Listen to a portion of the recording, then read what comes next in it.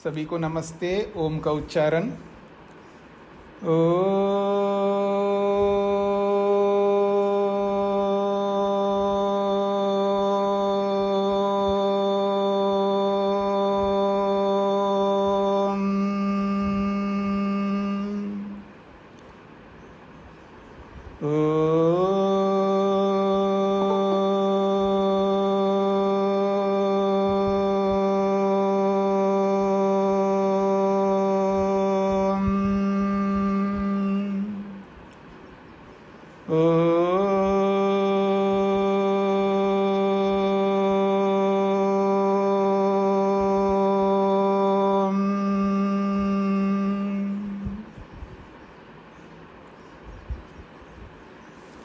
वेदांत के प्रथम अध्याय के प्रथम पाद के 25वें सूत्र को लेकर के विचार चल रहा है। ज्योति रूपी ब्रह्म के 4 पाद बताए गए थे। गायत्री छंद के माध्यम से ब्रह्म को समझाने का प्रसंग चल रहा है। जैसे गायत्री के 4 पाद होते हैं, वैसे ही ज्योति रूपी ब्रह्म के भी 4 पाद होते हैं। मांडुक्योपनिषद के प्रमाणों को प्रस्तुत करते हुए स्पष्ट किया है कि जागृत स्थान बहिप्रज्य प्रथम पाद है, स्वप्न स्थान अंतःप्रज्य द्वितीय पाद है, सुषुप्त स्थान प्राज्य तृतीय पाद है। चतुर्थ पाद की चर्चा हो रही है। न अंतःप्रज्यम न बहिप्रज्यम न उभयता प्रज्यम न प्रज्ञानघनम न प्रज्यम न अप्रज्यम अदृष्टम अव्यवहार्यम अग्राह्यम अलक्षणम अचिन्त्यम अव्यपदेश्यम एकात्म प्रत्ययसारम प्रपंचोपशमम शांतम शिवम अद्वैतम चतुर्थम मन्यते स आत्मा स विज्ञेयः। ये ब्रह्म का चतुर्थ पाद है। समाचार कहाँ से पढ़ा रहे हैं? मैं कक्षा में नहीं थी। जहाँ कल छूट गया था वहाँ से। तो अंतःप्रज्य नहीं है, बहिप्रज्य नहीं है, न उभय प्रज्य नहीं है, न प्रज्य स्वरूप में है और न अप्रज्य स्वरूप में है। यहाँ तक हमने कल विचार किया था। अब इसके आगे है अदृष्टम। परमात्मा वैसे ही ब्रह्म जो है अदृष्ट है, अर्थात इंद्रिय गोचर नहीं है, इंद्रियों से नहीं देखा जा सकता। ये बार बार आपने उपनिषदों में अनेकत्र समझने का प्रयत्न किया। इसलिए वो अदृष्ट में अर्थात इंद्रिय गोचर नहीं है। अव्यवहार्यम, अव्यवहार्य है, अर्थात समाधिस्थ व्यक्ति समाधि में जब ब्रह्म का दर्शन कर रहा हो, उस वक्त कोई ऐसा लौकिक व्यवहार जैसा तो कर नहीं सकता। जैसे अभी मैं आपसे बोल रहा हूँ, हाथ हिला रहा हूँ, पूरे चेहरे में अलग अलग एक्सप्रेशंस आपको दिखेंगे। कुछ ना कुछ मैं व्यवहार कर रहा हूँ आप लोगों के साथ में, ऐसा कोई व्यवहार नहीं होता है। अव्यवहार्यम, ऐसा व्यवहार परमात्मा के साथ जीवात्मा समाधि में उस तरह करता है ना, परमात्मा जीवात्मा के साथ करता है, यानी व्यवहार से ऊपर है। अग्राह्यम, ऐसा कोई वस्तु नहीं है जिसको हम पकड़ सके, कोई ऐसा कोई ठोस पदार्थ हो जिसको हम ग्रहण कर सके, ऐसा कोई पदार्थ ब्रह्म नहीं है। जैसे जीवात्मा को कोई ऐसा पकड़ नहीं सकता। कई लोग कहते हैं कि आदमी को कांच के ग्लास के बक्से में बंद कर दिया है, अब देखते हैं कि जीवात्मा कैसे निकलता है। आप कैसे ही बंद करो, ग्लास क्या किसी में भी बंद करो, जीवात्मा तो निकल जाएगा। उसके लिए कोई छेद चाहिए, उसके लिए कोई स्पेस चाहिए, मैं यहाँ से निकलेगा।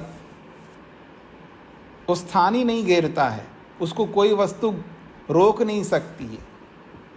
तो ऐसे आत्मा को हो चाहे परमात्मा को कोई ऐसे पकड़ नहीं सकता, इसलिए कहा अग्राह्यम, वो ग्रहण नहीं किया जा सकता, किसी वस्तु से ऐसे पकड़ा नहीं जा सकते उसको। वो तो ज्ञानगम्य है, बुद्धिगम्य है, आत्मगम्य है। आत्मा ही आत्मा को समझ लेगा। देखिए, अलग अलग वस्तुओं को अलग अलग चीज से हम ग्रहण करते हैं। रूप, कोई भी रूप हो, उसको आंखों से हम ग्रहण करते हैं। कोई भी शब्द हो, कानों से ग्रहण करते हैं। कोई भी रस हो, जिह्वा से ग्रहण करते हैं। कोई भी गंध हो, नासिका से ग्रहण करते हैं। कोई भी स्पर्श हो, त्वचा से ग्रहण करते हैं। किसी भी प्रकार का सुख हो, किसी भी प्रकार का दुख हो, वो मन से ग्रहण करते हैं। ऐसे परमात्मा को आत्मा से ग्रहण करते हैं। ऐसे बाहर किसी चीज से ऐसे पकड़ में आने वाला नहीं है, इसलिए कहा अग्राह्यम। अलक्षणम, लक्षण कहते चिन्ह को। ये तो जब समाधिस्थ व्यक्ति होता, फिर उसके लिए कोई लक्षण की जरूरत नहीं है, कोई चिन्ह की आवश्यकता नहीं है। लक्षण चिन्ह जो है शरीरधारी व्यक्ति को व्यवहार में, संसार में व्यवहार करने के लिए चाहिए। हाँ, अगर कोई व्यक्ति बैठा हुआ है, अब वो बोल ही नहीं रहा, हिल भी नहीं रहा, बस स्टिल होकर के बैठा हुआ, ना आंखें खुली है, या खुली है तो खुली की खुली है, कोई एक्टिविटी बाहर से दिख नहीं रही, मतलब मरा हुआ व्यक्ति हो, बैठा बैठा मर गया हो, तो कोई लक्षण, कोई चिन्ह दिखाई नहीं दे रहे कि इसमें कोई आत्मा है। तो आत्मा को पहचानने के बहुत सारे चिन्ह है ना। शरीर में रहने वाले आत्मा को पहचानने के क्या चिन्ह है? आप उठो, ये उठना जो है चिन्ह है, बैठना चिन्ह है, लक्षण है आत्मा को पहचानने के। अगर आप खड़े होते हैं, बैठते हैं, चलते हैं, खाते हैं, पीते हैं, सोते हैं, उठते हैं, अलग अलग क्रियाएं करते हैं, उन क्रियाओं से आत्मा को हम पहचान रहे हैं। हाँ, इस शरीर में आत्मा है। तो ऐसा ही परमात्मा को समझने के लिए कोई ऐसा चिन्ह नहीं है। ये चिन्ह, ये लक्षण व्यवहार काल में है। जब समाधिस्थ होता है, फिर उसको कोई लक्षण चिन्ह की अपेक्षा नहीं है, वो साक्षात अनुभव कर रहा है, इसलिए उसके लिखा अलक्षणम। अचिंत्यम, परमात्मा के बारे में एक सीमित ही हम विचार कर सकते हैं, क्योंकि अनंत परमात्मा को जीवात्मा अनंत रूप से विचार नहीं कर सकता, इसलिए वो अचिंत्य है, यानी सोच से परे है। जो हम विचार करते हैं, हमारा जो सोच है, हम जो चिंतन करते हैं, वो एक सीमित मात्रा में ही चिंतन करते हैं, और वो तो अचिंत्य है, यानी उसकी पूर्ण विवेचना, पूर्ण विचार, पूर्ण अवगमन, पूर्ण प्राप्ति नहीं हो सकती, इसलिए वो अचिंत्य है। अव्यपदेश्यम, व्यपदेश कहते हैं कहना, कथन करना, बताना। क्या बताना? देखो जी, मोबाइल ऐसा होता है, इसके सॉफ्टवेयर ऐसे होते हैं, इसका हार्डवेयर ऐसा है, ये गाड़ी है, ये पूरा हार्डवेयर का है, ऊपर ढांचा, उसके अंदर मशीनरी है, जो भी है आप इदमित्थम बता सकते हैं किसी भी वस्तु के बारे में, कथन कर सकते हैं। पर परमात्मा को, ब्रह्म को इदमित्थम के रूप में ये ऐसा है, देखो इतना है भगवान, नहीं बता सकते, इसलिए अव्यपदेशम। उसको पूरा का पूरा कोई भी कथन नहीं कर सकता, बता नहीं सकता, इसलिए इसको कहा अव्यपदेश्य। व्यपदेश कहते हैं कथन को, कहने को। उसको परमात्मा को पूरा पूरा नहीं कहा जा सकता, यह है अव्यपदेश्यम का अर्थ। फिर कहा एकात्म प्रत्यय सारम। एकात्म प्रत्यय सारम, एक प्रत्यय स्वरूप वाला है। एक प्रत्यय स्वरूप का मतलब है एक ज्ञान, एक एकात्म रूप में, अखंड एक रस के रूप में है, उसमें खंड विभाग नहीं है।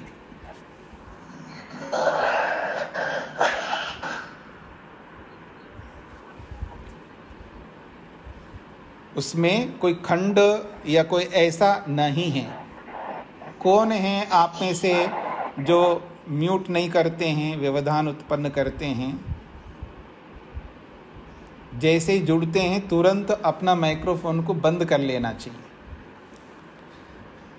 तो एकात्म प्रत्यय सारम एक प्रत्यय स्वरूप है, यानी एक अखंड एक स्वरूप में होता है वो।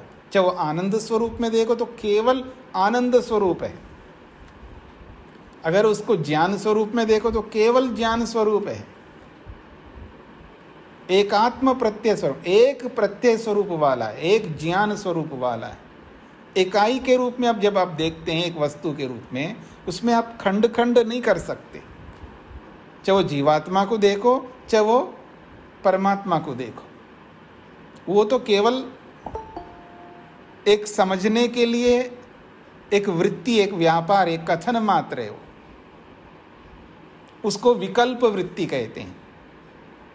आप में से जितने भी लोगों ने स्वाध्याय करने वालों ने, आप में से जितने भी लोग योग को पढ़ा हो तो उनको वृत्ति के बारे में पता लगेगा। अलग अलग वृत्तियां, अलग अलग विचार होते हैं, उनमें से एक वृत्ति है विकल्प वृत्ति। वो तो विकल्प वृत्ति है। आप में से किसी ने सत्यार्थ प्रकाश पढ़ा हो पूरा, तो एक प्रसंग आता है जीवात्मा के बारे में। जीवात्मा का स्वरूप बताइए। देखो, जीवात्मा का एक स्वरूप है, क्या है? ज्ञान स्वरूप है। बस जीवात्मा एक ज्ञान स्वरूप है, इसको कहते हैं एकात्म प्रत्यय सार। जीवात्मा केवल ज्ञान स्वरूप है। हाँ, विकल्प वृत्ति में देखो तो 24 गुण दिखाई देंगे आपको। वो विस्तार जो है वो विकल्प वृत्ति है। अब वो विकल्प क्या होता है, अगर आप प्रश्न करोगे तो नहीं बताऊंगा, फिर जब योग पढ़ाऊंगा ना, जब कभी भी आगे, तब आपको समझ में आएगा कि विकल्प क्या होता है। तो एकात्म प्रत्यय सारम का अर्थ है एक स्वरूप है परमात्मा, आनंद स्वरूप है, तो बस आनंद स्वरूप के रूप में देखना है। एक ही वस्तु है ना, तो एक स्वरूप वाला है। बस इसको समझने के लिए थोड़ा वो स्तर चाहिए, वो दृष्टि चाहिए, वो एटीट्यूड चाहिए, वो सात्विकता चाहिए। जब आदमी किसी भी वस्तु को, किसी भी बात को सुनता है, देखता है, विचार करता है, वो अपने निज स्वरूप में रह कर के नहीं देख पाता है, नहीं सुन पाता है, नहीं समझ पाता है। पता नहीं कितना आपको समझ में आ रहा है। बहुत सारी चिंताएं व्यक्ति में रहती है, अलग अलग विचार रहते, मतलब सिर है ना ऐसा भारी हो जाता है व्यक्ति का। कुछ समस्याएं होती है, कुछ चिंताएं होती है, कुछ बाधाएं होती है, कुछ अलग अलग स्थितियां व्यक्ति की। उन समस्त स्थितियों में रहकर के जब व्यक्ति किसी को देखता है, किसी को सुनता है, किसी को बोलता है, वो अपने निज स्वरूप में नहीं है, अर्थात वो दृष्टा स्वरूप में नहीं है, वो समस्त वृत्तियों से युक्त है। इसलिए कभी किसी व्यक्ति को कोई बात कही जाती है, बहुत अच्छी बात कही जाती है, वो गले नहीं उतरती, उसको वो समझ में नहीं आता है। ऊपर से आपको खुश करने के, हाँ मेरे को समझ में आ रहा है, ऐसा बोलेगा वो व्यक्ति जरूर। हाँ जी समझ में आ रहा है, हाँ नहीं बिल्कुल मैं समझता हूँ, ऐसा नहीं है, मैं पढ़ा लिखा आदमी हूँ, मैं सब समझता हूँ। बोलने को तो बोलता है शब्दों से, लेकिन समझ नहीं रहा होता है। अब समझ नहीं हो रहा होता है का मतलब है प्रैक्टिकली समझ नहीं हो रहा होता। शब्दों से समझना तो कोई भी समझ सकता है ना। देखिएगा, मोबाइल रखते हैं ना आप लोग, जैसे मोबाइल से या लैपटॉप से आप तो सुन ही रहे हैं ना मेरी बात को, तो साधन सभी के पास है, तभी तो सुन पा रहे हैं। उसमें कितने डाटा भरते जाओ, भरने में क्या दिक्कत है, भरते जा सकते हैं उसमें। भाई आप 1 TB का ले लो मोबाइल, आजकल नया लॉन्च हो गया है 1 TB का, तो अब उसमें कितने भरते जाओ, भरते जाओ, भरते ही जाओ। भरना कोई बड़ी बात नहीं है। जो भरा जा रहा है उसको यूज़ कितना कर रहा हूँ, व्यवहार में कितना ला रहा हूँ, प्रयोग में कितना ला रहा हूँ, ये इम्पॉर्टेंट है, ये मुख्य है, ये वास्तविकता है। इस बात को समझना है। तो जब परमात्मा के समक्ष जीवात्मा है, समाधि में है, तो उस समाधि अवस्था में परमात्मा के स्वरूप को बताया जा रहा है और एक्चुअल परमात्मा की स्थिति भी बताया जा रहा है।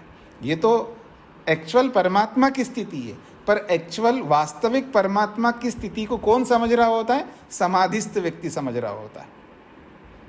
उसी बात को यहाँ पर ये चतुर्थ पाद में बात कही जा रही है। तो एकात्म प्रत्ययसारम, एक स्वरूप है वो। इसलिए चाहे आदि शंकर लिखते हैं या स्वामी दयानंद लिखते हैं, अखंड एक रस, बार बार ये दोनों ऐसे लिखते हैं। आदि शंकराचार्य भी ऐसे लिखते हैं और महर्षि स्वामी दयानंद सरस्वती भी ऐसे लिखते हैं, अखंड एक रस, यानी एक स्वरूप है। यही एकात्म प्रत्ययसारम के रूप में बोला गया है। फिर कहा प्रपंचोपशमम, प्रपंच कहते हैं ये दुनियादारी, जिसको आप कहते हैं प्रपंच है, ये दुनियादारी। इस दुनियादारी से, इस प्रपंच से, इस सृष्टि से ऊपर उठा हुआ होता है। यानी सांसारिक दृष्टि से, इस संबंध से, प्रकृति के संबंध से ऊपर उठा हुआ होता है समाधिस्थ व्यक्ति। या मैं ये भी कहूँ निर्लिप्त रहता है। यद्यपि शरीर में विराजमान है, शरीर में रहता हुआ भी शरीर से लिप्त नहीं है। जैसे कमल के पत्ते को बोलते हैं ना आप, कि पानी में रहता हुआ भी पानी से लिप्त नहीं होता, पानी उसको लिप्त नहीं कर सकता। क्या गुण रखा है देखिएगा जड़ वस्तु में भी। अब थोड़ा समझने का प्रयत्न करिएगा। एक जड़ वस्तु होकर के भी एक दूसरी जड़ वस्तु को अपने से लिप्त होने नहीं देता। हम चेतन होकर के, चेतन वस्तु होकर के हम क्यों इतना लिप्त हो रहे हैं? हम अपने आप को भी निर्लिप्त रख सकते हैं। चाहे वो ज्ञान की दृष्टि से बोलो, चाहे वो कर्म की दृष्टि से बोलो, या किसी भी दृष्टि से बोलो, अपने आप को निर्लिप्त कर सकते हैं। बहुत सरल है, बस समझ पैदा करना होगा, विवेक पैदा करना होगा। तो कहते हैं प्रपंचोपशमम, वो प्रपंच से ऊपर है, इस दुनियादारी से ऊपर है परमात्मा, जीवात्मा भी, जो समाधिस्थ व्यक्ति है। शांतम, कैसा है? शांत है। आदमी में वो जो धैर्य, जिसको बार बार उपनिषदकार कहते हैं ना, धीर बनो, धीर बनो। कश्चित धीरा प्रत्यगात्मानमेक्षत आवृत्त चक्षु अमृतत्वमिच्छन, कठोपनिषदकार कहते हैं। बार बार उपनिषदकार कहते हैं, अलग अलग उपनिषदों में बार बार आता है धीर बनो, धैर्य रखो। हम बहुत जल्दी अपना धैर्य खो देते हैं, बहुत जल्दी उतावला हो जाते हैं। मतलब धैर्य नहीं रहता हमको, कुछ भी हो जाए तो ऐसा रहता है कि जैसे पता नहीं क्या हो गया। कभी वीडियो नहीं दिख रहा है, कभी आवाज़ नहीं आ रही है, कभी इंटरनेट की समस्या है, कभी कुछ होता है। ये तो होंगे। धैर्य से उनको समझने का प्रयत्न करना, धैर्य रखना है। होगा, धीरे धीरे सब होगा, जो भी होगा। साधन जैसे ही वैसे ही हमको मिलेंगे।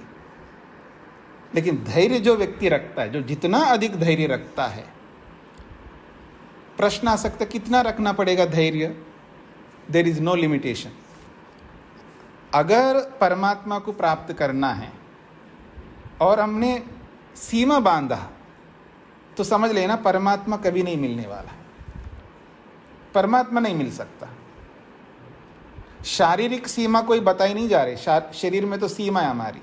हम शरीर से जैसी अवस्था है, जो भी उम्र है हमारी, उसके हिसाब से उसकी सीमा रहती है। शरीर की भी सीमा है, वाणी की भी सीमा है, मन की कोई सीमा नहीं।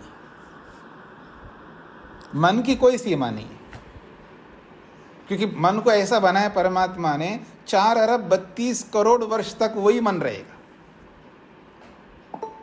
इंद्रियां भी वही रहेंगी, लेकिन समस्या है कि इंद्रियां अपने आप सीधा काम नहीं करती हैं, उनको गोलक चाहिए। गोलकों से इंद्रियां काम करती है। इस यूनिवर्सल लॉ को समझने का प्रयत्न करिए। सार्वभौम सिद्धांत, इसको कहते हैं सार्वभौम सिद्धांत। इंद्रियां भी 4 अरब 32 करोड़ वर्ष तक रहेंगी, लेकिन समस्या इंद्रियों में यह है कि वो सीधा काम नहीं करती हैं, सीधा काम नहीं करती है, वो गोलकों के माध्यम से करती है। गोलक सीमित है, इसलिए वो इंद्रियां ना चाह करके भी सीमित हो जाती हैं। पर मन को नहीं चाहिए किसी गोलक की। मन से मैं कितना ही विचार कर सकता हूँ, सुविचार, कितना ही विवेक प्राप्त कर सकता हूँ। मुक्ति के लिए जितना विवेक चाहिए, जितना सहन कर सकता हूँ, वो सब मानसिक है। मानसिक जो भी कर्म करने हैं उसमें कोई लिमिटेशन, कोई सीमा नहीं बांध सकते हम लोग। और इस तथ्य को, इस सिद्धांत को जो व्यक्ति पकड़ लेता है, समझ लेना उसका बेड़ा पार हो जाएगा, आसानी से हो जाएगा। इसलिए योग ने कहा कि कर्म करना है। और ये ढेरों, जैसे गंगा नदी, यमुना गंगा बहती है ना, अभी बरसात चल रही है, बेमौसम में भी बरसात चल रही है ना अभी, मतलब बरसात का मौसम तो चला गया लेकिन फिर भी बरसात हो रही है अभी। जब बरसात का मौसम था तब तो नहीं हो रही थी, अब चल रही है बरसात। तो बरसात जैसे होती है तो नदियाँ, तालाब वो सब भर जाते हैं। लेकिन विशेषकर जो नदियाँ होती हैं, ऐसा बहरा होता है पानी, मतलब कोई गणना नहीं कर सकते कितना गैलन पानी है, कुछ नाप नहीं सकते। अब बेहिंता बस बहता जा रहा है पानी। और गंगा कभी रुकती भी नहीं है। आज तक मैंने नहीं सुना कि अपने जीवन में, छोटा सा जीवन है ना हमारा, इस जीवन में कभी गंगा रुक गई हो, पानी आना बंद हो गया हो, कभी नहीं सुना। कितना पानी होगा, कोई सीमा नहीं है उसमें।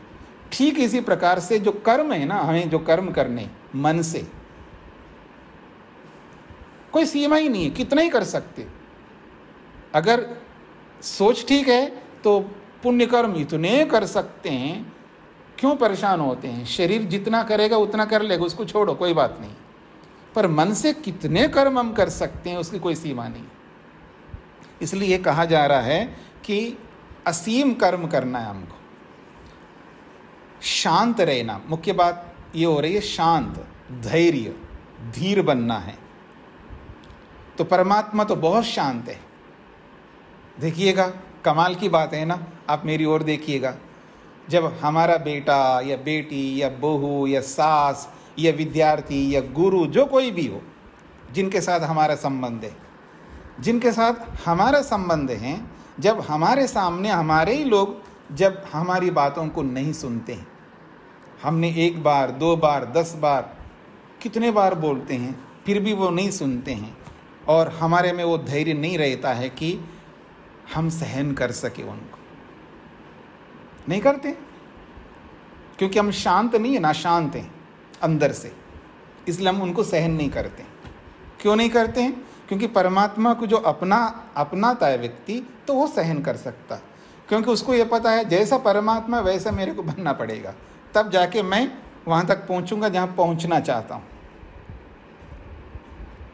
इस बात को समझना है। शांतम, परमात्मा शांत है, और शिवम कल्याण युक्त है।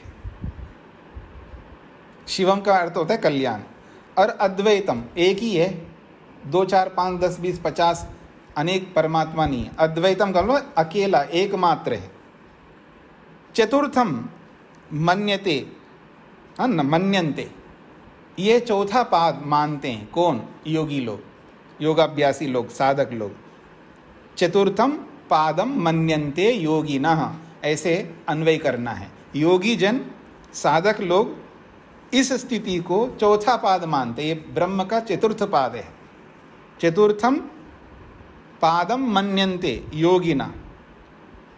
और ये किसका पाद है? स आत्मा, वो आत्मा है, अर्थात ब्रह्म है, परमात्मा है। स विज्ञेय, ऐसे चतुर्थ पाद में जिन लक्षणों से युक्त परमात्मा है, ऐसे परमात्मा को विज्ञेय, उसका विवेक करना चाहिए, उसका वैराग्य करना चाहिए, उसको प्राप्त करना चाहिए। ये बात, ये प्रसंग आया है, तो ये 4 पादों को प्रस्तुत किया है। इस प्रसंग से बताना चाहते हैं, ये जो 4 पाद हैं, जिस प्रकार से गायत्री के 4 पाद हैं, वैसे ही ज्योति स्वरूप जिस ब्रह्म की चर्चा हमने किए हैं, उसी ज्योति रूप ब्रह्म के ये 4 पाद हैं। एवं मांडुक्योपनिषदि ब्रह्मात्मनः चत्वारः पादाः प्रत्येकस्मिन् च पादे अक्षरसदृशानि षड् गुणवर्णनानि खलु अपि दृश्यन्ते। तो कहते हैं एवं इस प्रकार से मांडुक्योपनिषदि, इस मांडुक्य उपनिषद में ब्रह्मण चत्वारः पादाः, ब्रह्म के परमात्मा के 4 पाद बताए गए हैं। एक प्रत्येकस्मिन्, प्रत्येक पाद में, अक्षर सदृशानि षड् गुण वर्णनानि, अक्षर के समान, जैसे गायत्री मंत्र के एक एक पाद में 6 अक्षर होते हैं, उन्हीं अक्षरों के समान इन पादों में ब्रह्म के 6 गुण वहाँ पर बताए गए हैं। पहले पाद में 6 गुण, दूसरे पाद में 6 गुण, ऐसे 6 गुण बताए परमात्मा के। ये कहते हैं प्रत्येकस्मिन् पादे, एक एक पाद में अक्षर सदृशानि, अक्षरों के समान, यानी गायत्री मंत्र के जैसे अक्षर हैं 24 अक्षर, 6 अक्षर के 4 पाद, तो अक्षरों के सदृश ही, यानी गायत्री मंत्र के 6 अक्षरों के समान ही षड् गुण वर्णनानि, इस ज्योति रूपी 4 पादों में भी 6 गुणों से युक्त यहाँ पर दृश्यन्ते, दिखाया है या दिखाई देते हैं इस मांडुक्य उपनिषद में। यथा छंदोरूपा गायत्री चतुष्पदा प्रतिपादं च षडक्षर युक्ताः भवति तथैव ब्रह्मात्मरूपा गायत्री खलु अपि चतुष्पदा प्रतिपादं षडक्षर सदृशै षड् गुण गणैः समेता भवति इति। उसी बात को और स्पष्ट किया है भाष्यकार ने।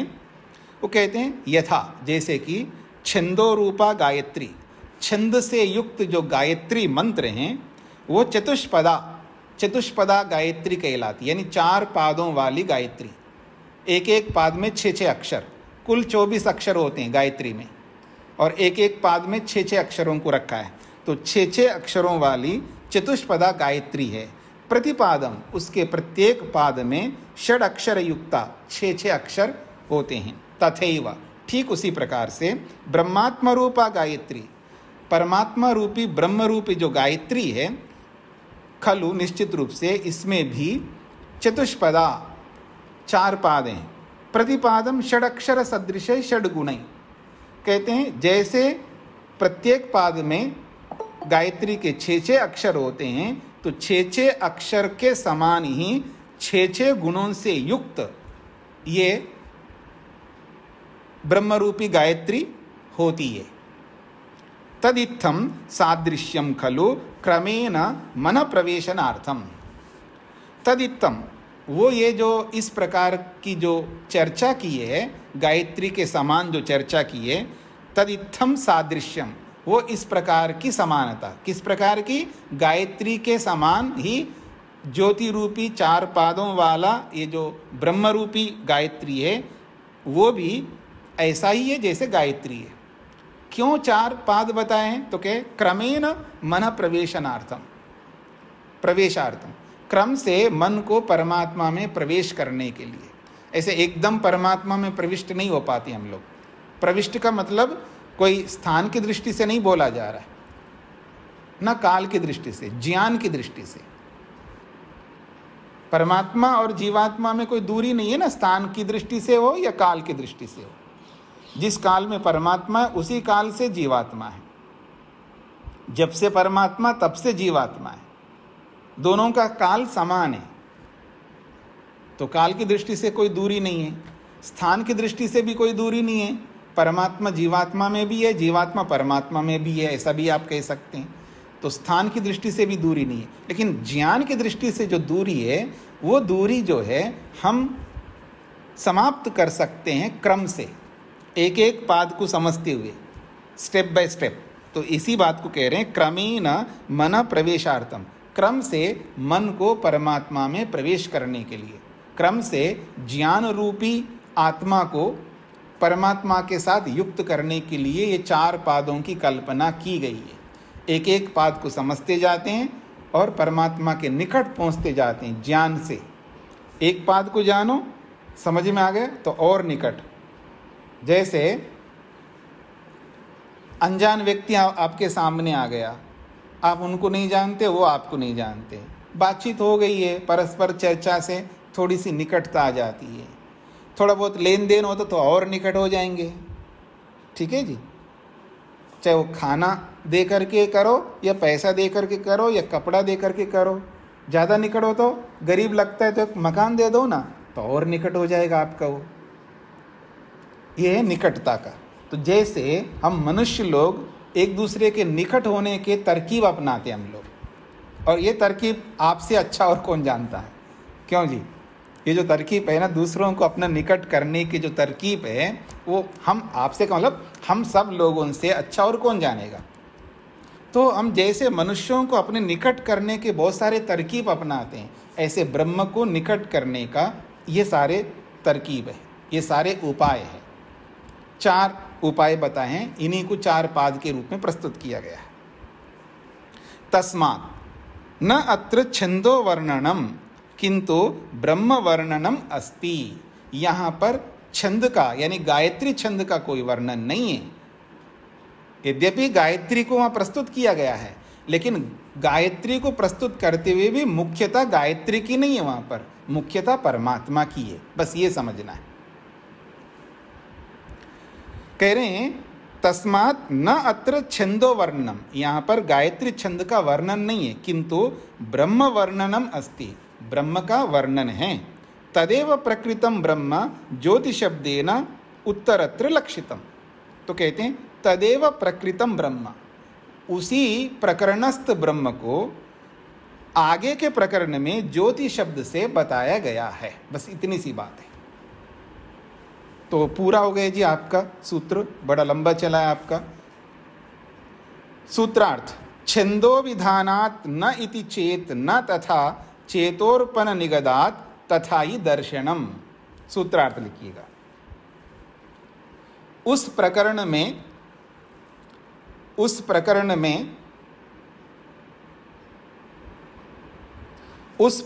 में गायत्री छंद के पदों का कथन होने से,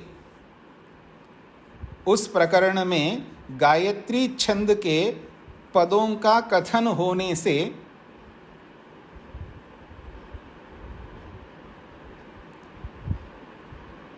उस प्रकरण में गायत्री छंद के पदों का कथन होने से ब्रह्म का निर्देश नहीं मानना चाहिए। ब्रह्म का निर्देश नहीं मानना चाहिए।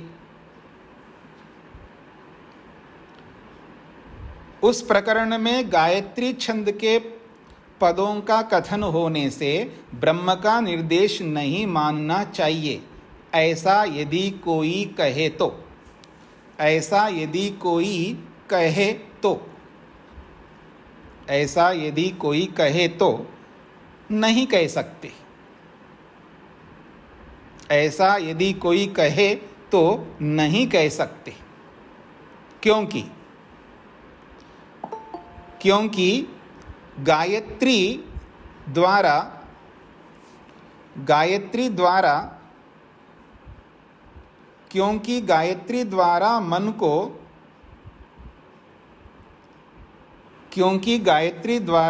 को ब्रह्म में अर्पण करने का विधान होने से, क्योंकि गायत्री द्वारा मन को ब्रह्म में अर्पण करने का विधान होने से,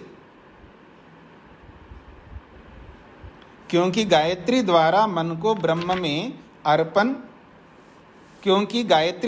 मन को ब्रह्म में अर्पण करने का विधान होने से, और वैसा ही शास्त्र में दिखाई देता है। और वैसा ही शास्त्र में दिखाई देता है।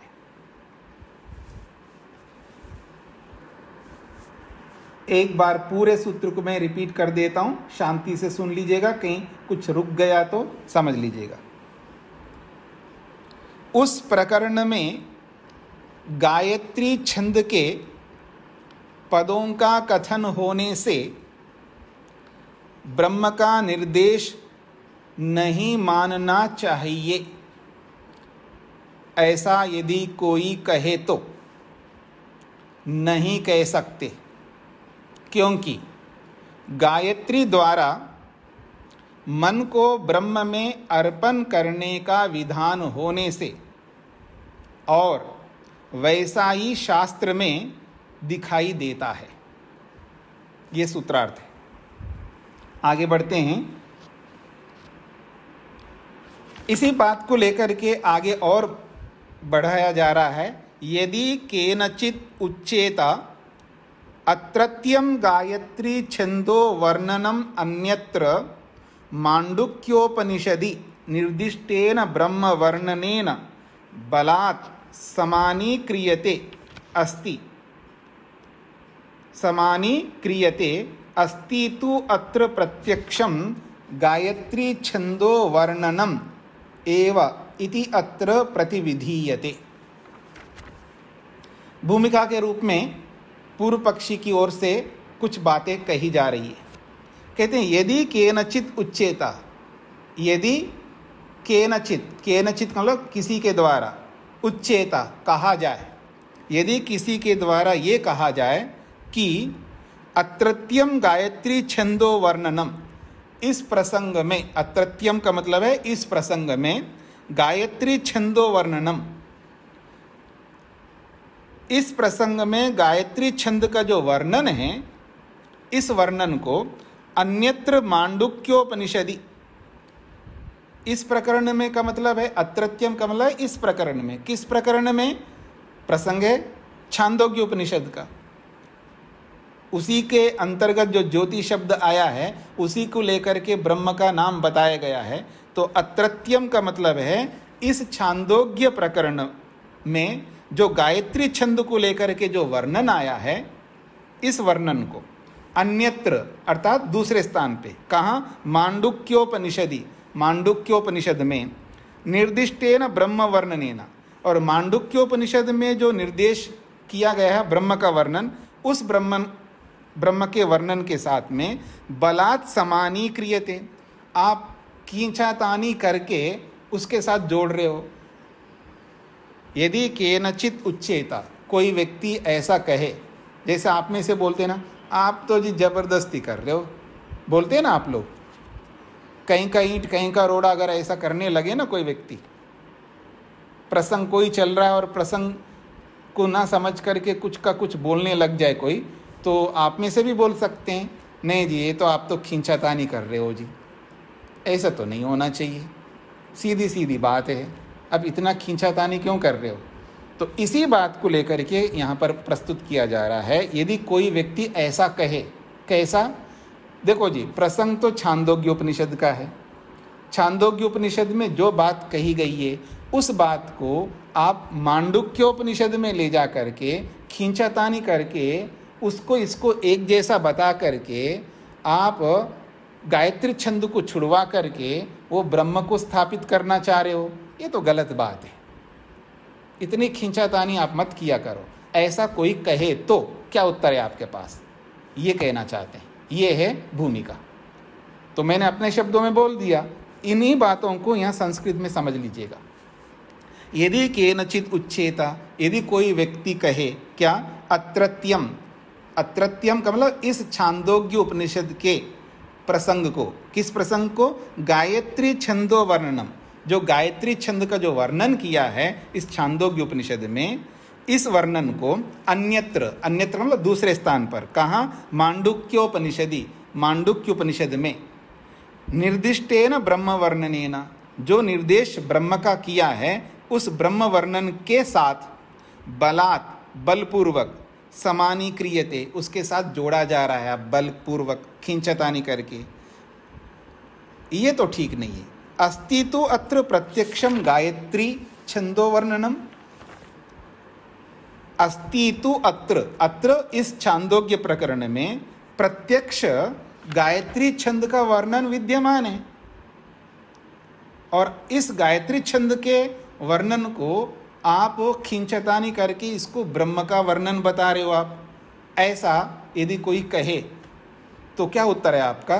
तो उत्तर दे रहे हैं अत्र प्रतिविधीयते, ऐसे कहने वाले का खंडन किया जाएगा।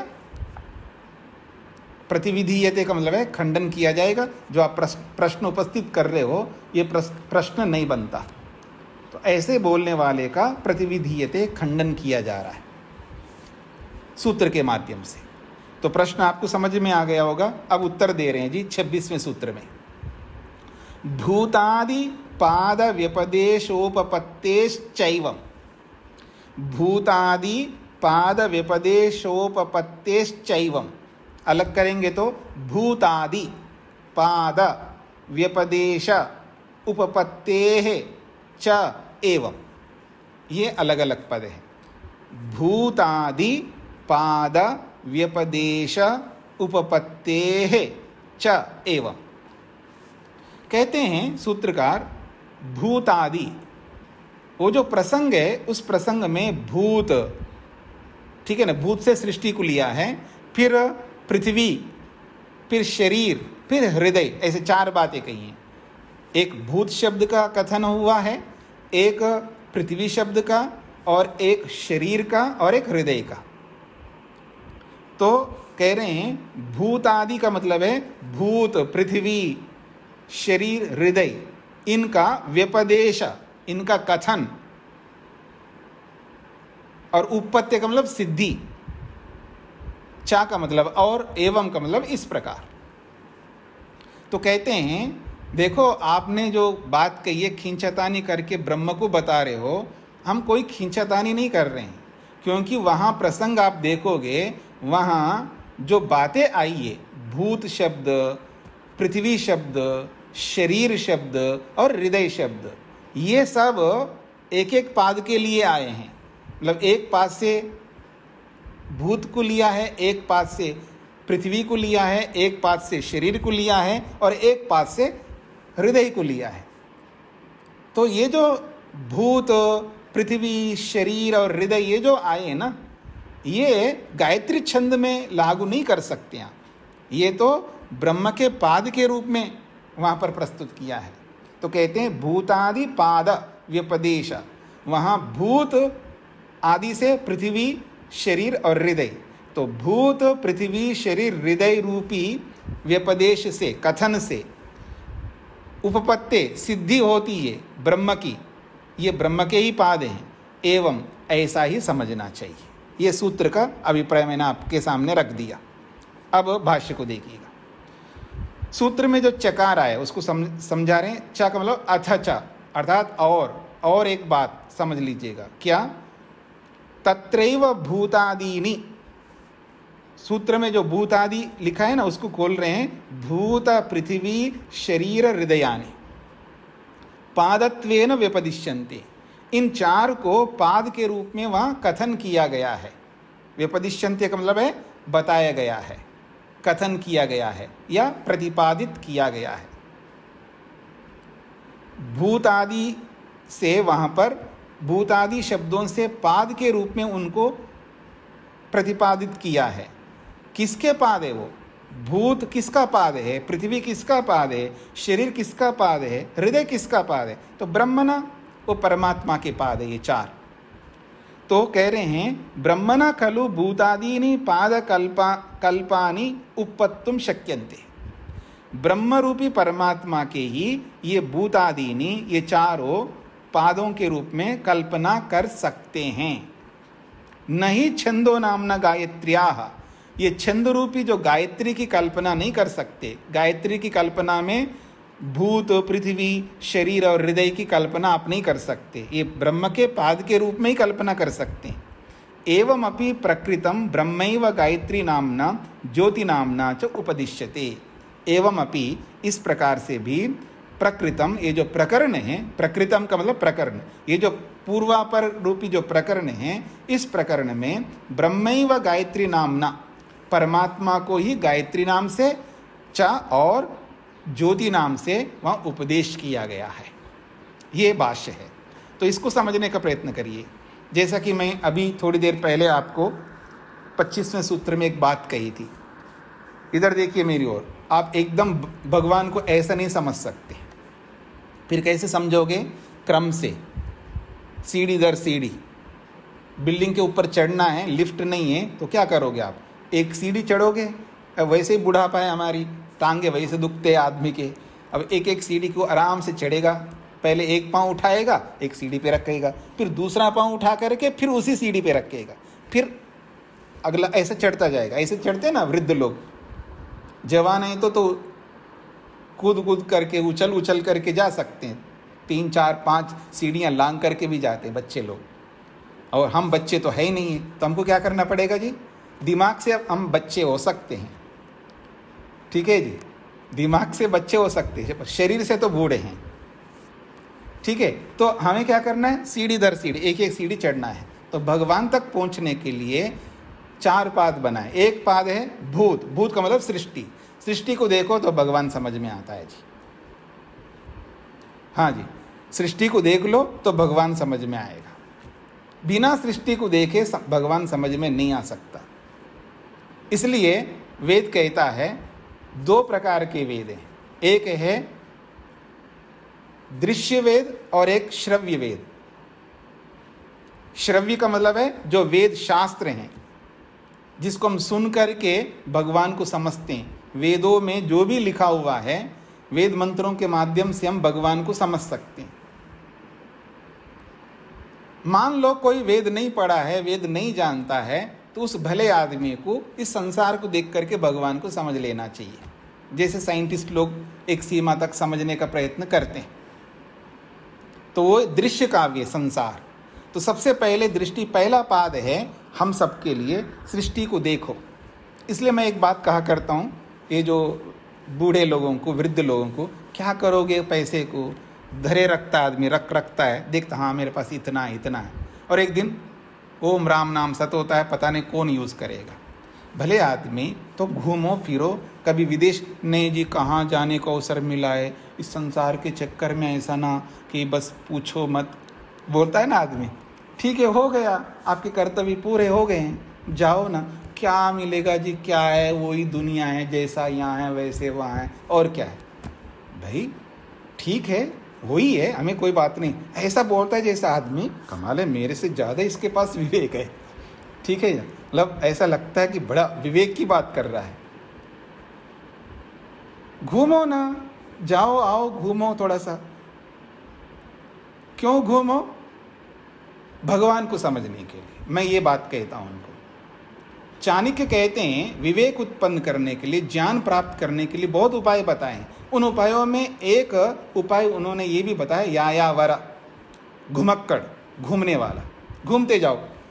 आपके पास सामर्थ्य है, पूरा विश्व घूमो, किसने मना किया आपको? घूमो ना, किसने मना किया? जाओ देखो, किसके लिए? भगवान को समझने के लिए। हाँ, ये याद रखना। वो खाना पीना जो भी भोग है वो शरीर नहीं रहा ना अब, तो अब क्या है? दिमाग है अभी पहले से। दिमाग बिल्कुल बच्चा है, याद रखना, सबका दिमाग बच्चा है। कई बार बोलते हैं लोग, अभी जी इस बुढ़ापे में कैसे पढ़ेंगे, कौन पढ़ेगा, कौन लिखेगा, कौन पुस्तकों में माथा पच्ची करेगा। नहीं, इसी अवस्था में तो बहुत अच्छे ढंग से आप कर सकते हैं, क्योंकि आप निवृत्त है शांति से। जैसे बच्चे लोग होते हैं ना, उनको क्या चिंता है? ना कमाने की, ना पैसे की, ना कपड़ों की, ना भोजन की, कोई चिंता नहीं। उनको केवल यही चिंता करना, पढ़ना।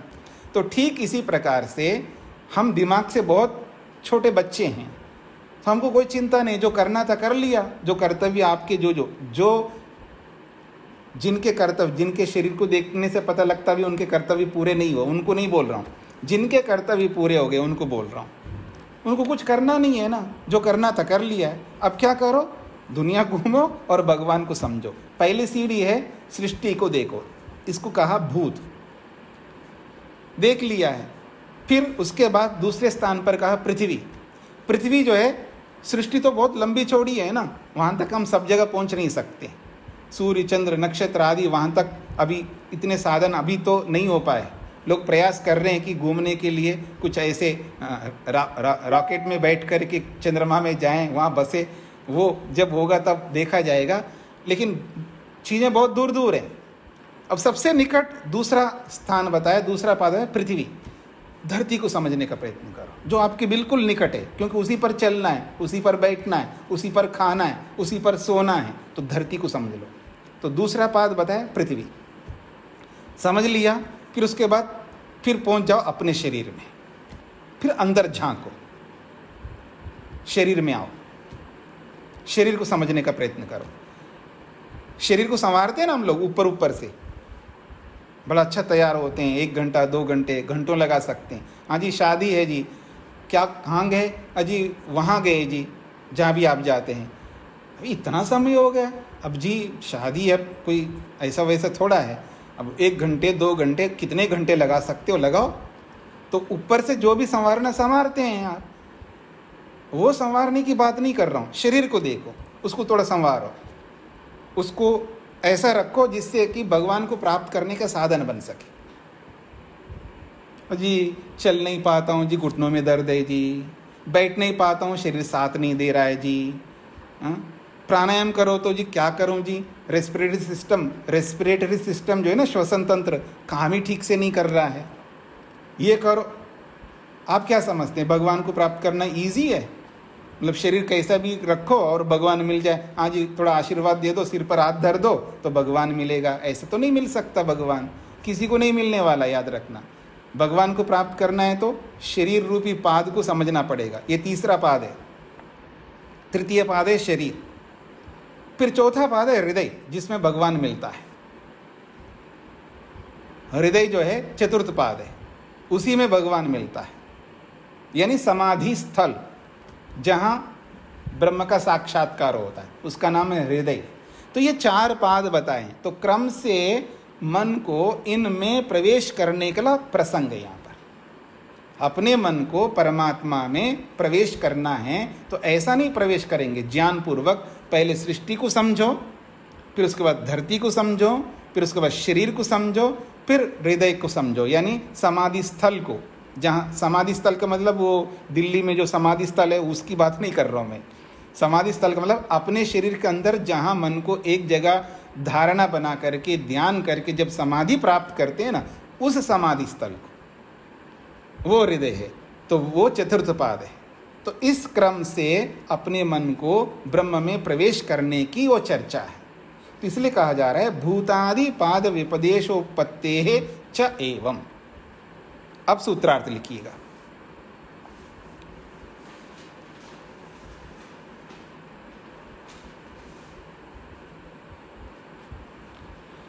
तावानस्य महिमा, तावानस्य महिमा, ये छांदोग्य का वचन है जो आपने 24वें सूत्र में पढ़ चुके हैं।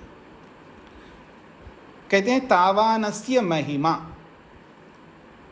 इस छांदोग्य उपनिषद के वचन से, तावानस्य महिमा, इस छांदोग्य उपनिषद के वचन से पूर्व,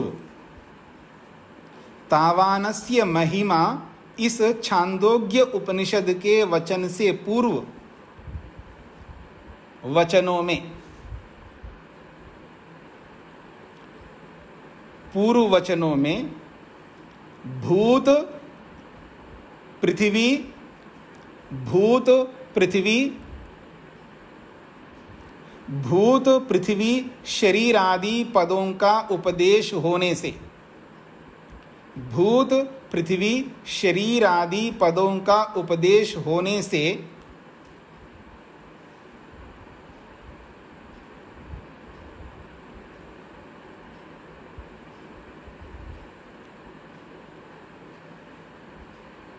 यह ज्योति नाम वाले ब्रह्म का ही विषय है।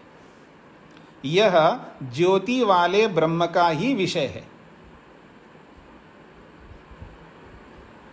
गायत्री छंद का नहीं, गायत्री छंद का नहीं।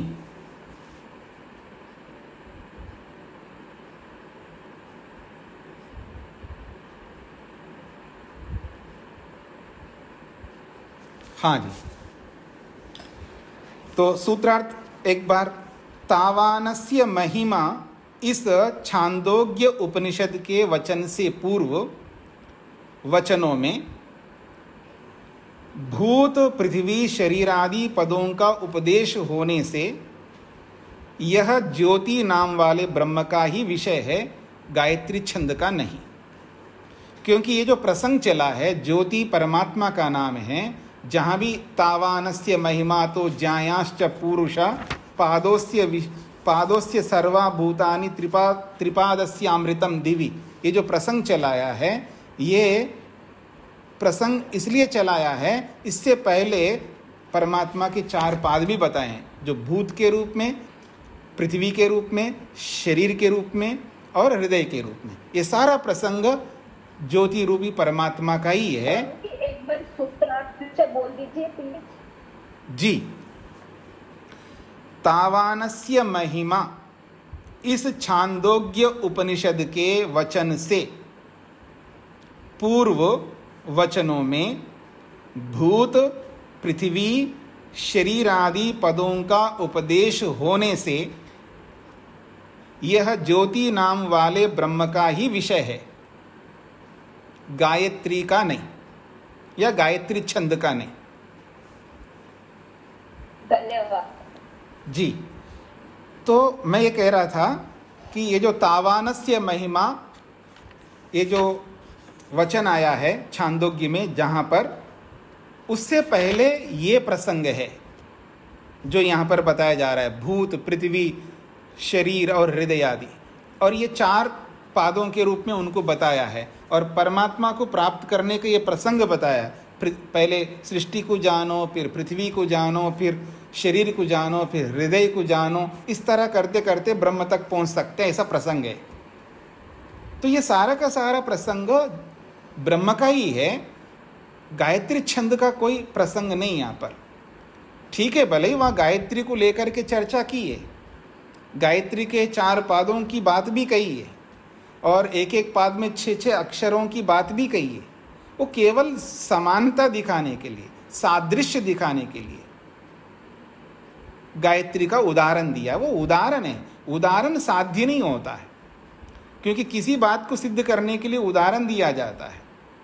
तो वो जो जिस बात को सिद्ध करने के लिए उदाहरण दिया जाता है, उदाहरण को साध्य नहीं बनाया जाता।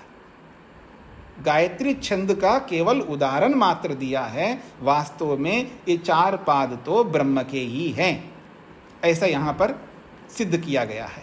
तो इस प्रकार से आपने 26वें सूत्र को पूरा किया है, और समय भी पूरा हो गया है।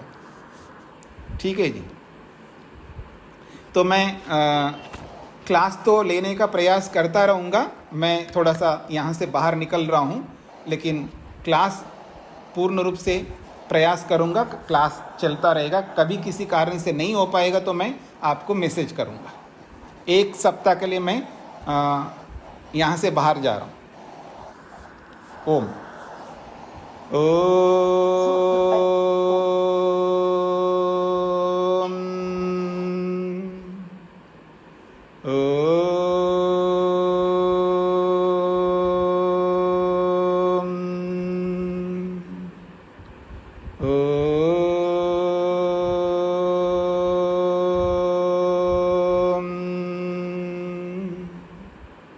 सभी को नमस्ते।